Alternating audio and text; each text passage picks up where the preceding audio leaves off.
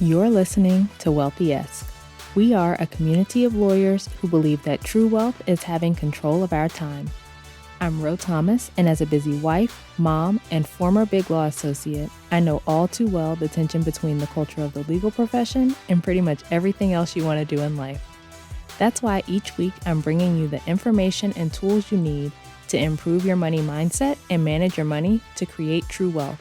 Because ultimately, it's not about the money. It's about the freedom and flexibility the money affords.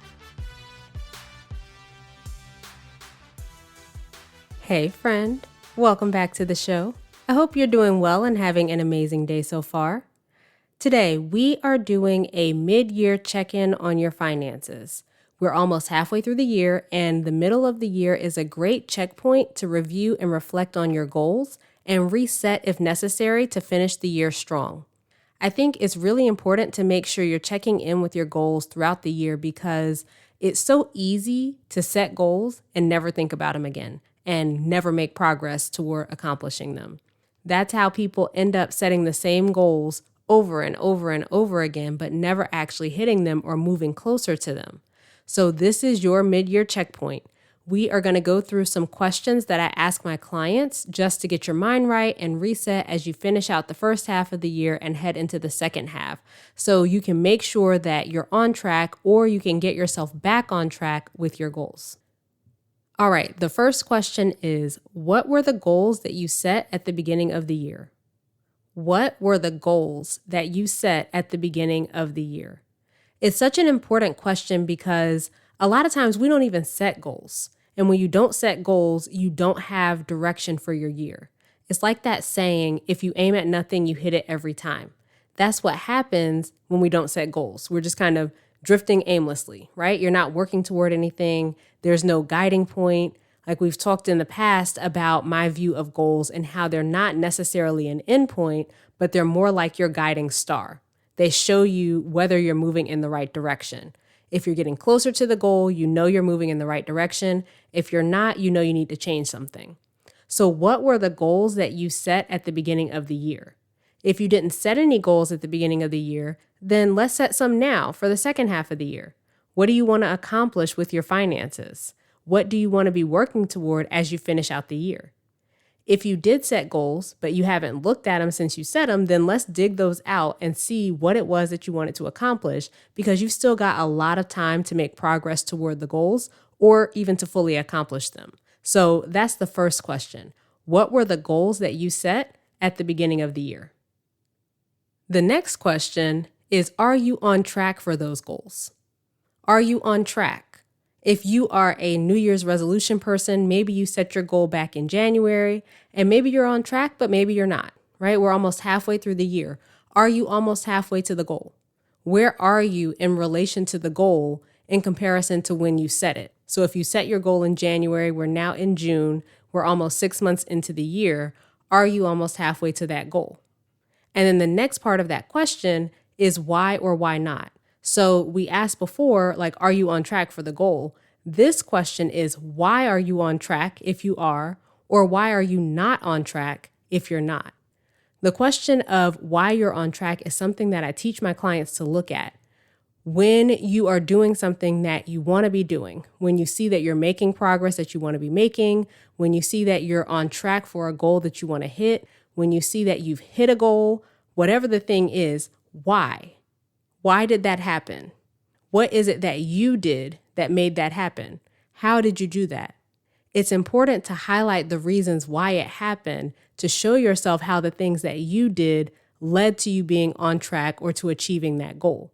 Because so often we attribute things to luck or we think that things just happen to work out the way they did, right? And that's not the case. Like you did certain things or didn't do certain things that led to where you are with your finances, that led to you being on track for your goal or achieving your goal. So why are you on track? Find all the reasons, all the things you did, all the things you didn't do that have made it so you're on track for your goal. Similarly, if you're not on track, why are you not on track? Because again, it's not just circumstances around you aren't working out in your favor or any of those kinds of things. Like, yes, sometimes there are things that happen that are outside of your control, but you have a lot of control over what happens with your finances, and we often forget that. We will defer to all the things around us for why we can't do the things we want to do and why we can't achieve the things we want to achieve. But you can do certain things and not do certain things that lead to you being on track, or at least to being closer to the goals you want to achieve. Just like you can do certain things and not do certain things that lead to you not being on track with the goals you want to achieve. So if you're not on track, why not? What are the things that you have done or that you haven't done that have led to you not being on track for your goal? What are the things that you have been thinking about your finances that have contributed to you not being on track with your goal? Or maybe you just haven't been thinking about your finances at all. That's something too, right? But it's important for you to identify those things, because those are the things that you need to change to get on track to achieve the goal. So why are you not on track? Find all the reasons. And the final question is, what do you need to do to make sure that achieving your goal is inevitable? What do you need to do to make sure that achieving your goal is inevitable? So if you're already on track, maybe you just need to keep doing what you're doing, right? You're already doing the things that are leading to you being on track with that goal. Presumably, if you keep those up, then you will achieve the goal. If you're not on track, what do you need to do differently to make achieving your goal inevitable? What things have you been doing that you need to stop doing that will allow you to get closer to the goal? What have you not been doing that you need to start doing that will allow you to get closer to the goal? And again, you want to think about the things that are within your control to achieve your goals. As we talked about earlier, your goal is not necessarily this endpoint that you're trying to get to, but the goal is showing you whether or not you're on the right track. So when you're thinking about what you need to do to make sure that achieving the goal is inevitable, that doesn't necessarily mean that you'll achieve the goal by the end of this year. Great if you do, but what do you need to do to make sure that you will achieve that goal, even if it ends up being at a different time, the middle of next year, something like that, right? What do you need to do to make sure that you're still able to achieve the goal, even if it's not necessarily within the time frame that you originally wanted? We want to identify what those things are so that you can start doing them or stop doing them and get on track to achieve your goals. All right, so that is the mid-year checkpoint. Explore these questions to look at where you're at with your financial goals and what you need to do to get yourself on track if you're not already. And listen, if one of your goals is to get out of debt, join me for my free workshop on June 17th called How to Break the Debt Cycle. You'll learn what the debt cycle is, why so many lawyers stay in it, the exact steps you need to take to break free for good, and how my 6-month group program, the Wealthy Yes Group, will help you do it. Save your seat for the workshop at rothomas.com/workshop. Immediately after the workshop, enrollment will open for the Wealthy Yes Group so you can get all the support you need to achieve your goals. The group will get started in July and we will finish before the end of the year. So if you're not on track with your goals and you want a step-by-step roadmap to get out of debt and get your finances in order, you definitely want to join us. You can get more details for the group at rothomas.com/coaching. All right, that is it for this week's episode. Thank you so much for joining me as always. Please take a second and share this episode with a friend or two you think could use the information.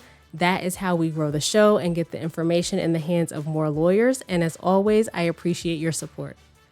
As we close out, friend, I pray that you take the information you learn here, apply it in your life, and open up to the realization that wealth is available to you. As you do that consistently, week after week, you'll continue to take steps to regain control of your time, build wealth, and live the life of freedom and choice you deserve. Talk to you later.